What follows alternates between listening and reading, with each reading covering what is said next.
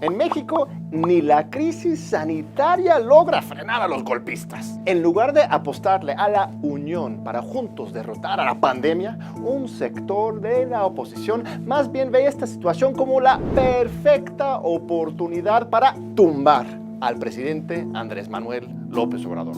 ¿Es cinismo, mezquinidad o simple miopía? La curva de crecimiento del virus COVID-19 en México es mucho menor que en otros países como Italia, España o los Estados Unidos, donde la situación ya está francamente fuera de control. Ello se debe a que el gobierno mexicano ha seguido fielmente las recomendaciones de los expertos y de la Organización Mundial de la Salud. Por ejemplo, mientras Italia y España esperaron para cerrar las escuelas y cancelar los eventos públicos hasta que tuvieran 2,000 y 1,000 casos respectivamente, en México se actuó a partir de los 100 casos. Después, a partir de la entrada de la fase 2 el pasado 24 de marzo, se difundió masivamente la campaña nacional de Susana Distancia y se establecieron mecanismos para el trabajo desde la casa en los sectores público y privado. Posteriormente, el jueves 26 de marzo, el gobierno federal suspendió todas sus actividades no esenciales en el país. Todo ello logró una reducción de 60% en la movilidad. Aún así, el lunes 31 de marzo, el Consejo de Salubridad General fue un paso más allá.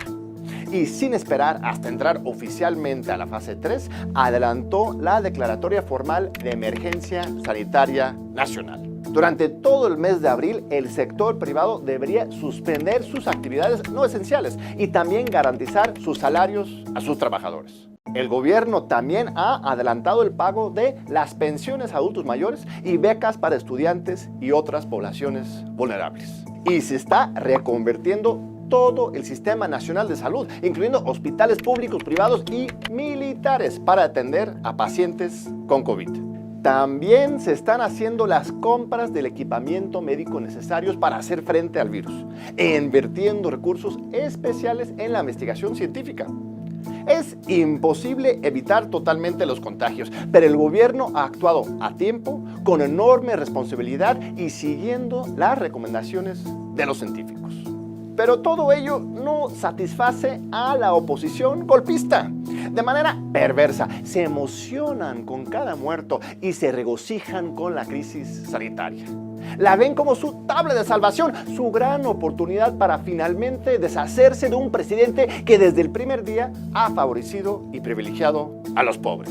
México hoy vive una verdadera pandemia de información falsa y provocaciones mediáticas que obstaculizan las labores de las autoridades. La oposición ha dado por muerto de manera errónea a importantes figuras públicas.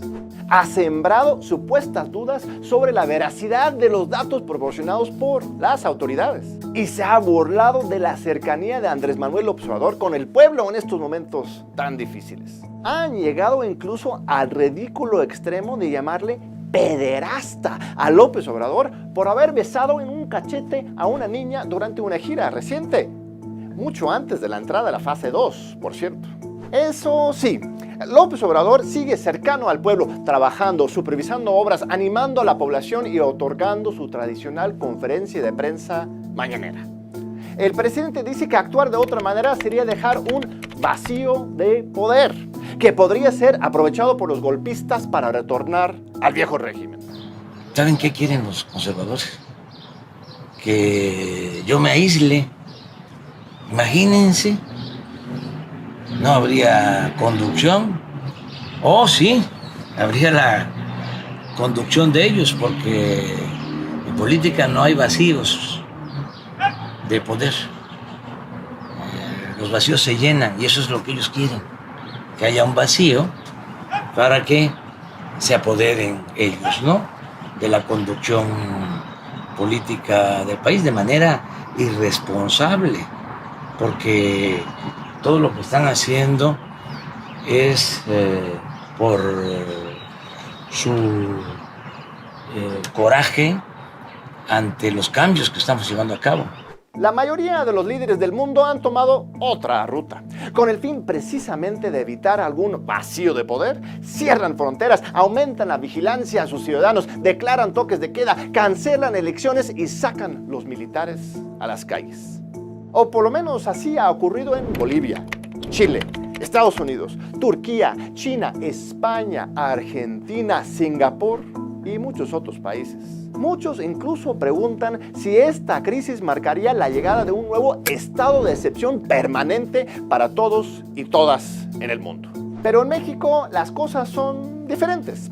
Durante el último siglo, mientras la mayoría de los otros países de América Latina sufrían violentos golpes de Estado y gobiernos militares, México siempre ha sido la excepción, con la continuidad de un gobierno civil desde 1934.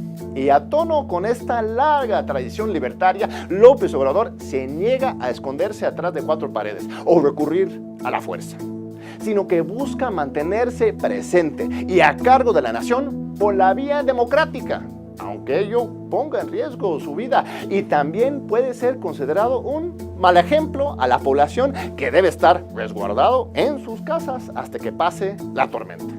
¿Hace bien López Obrador? ¿Qué opinas tú?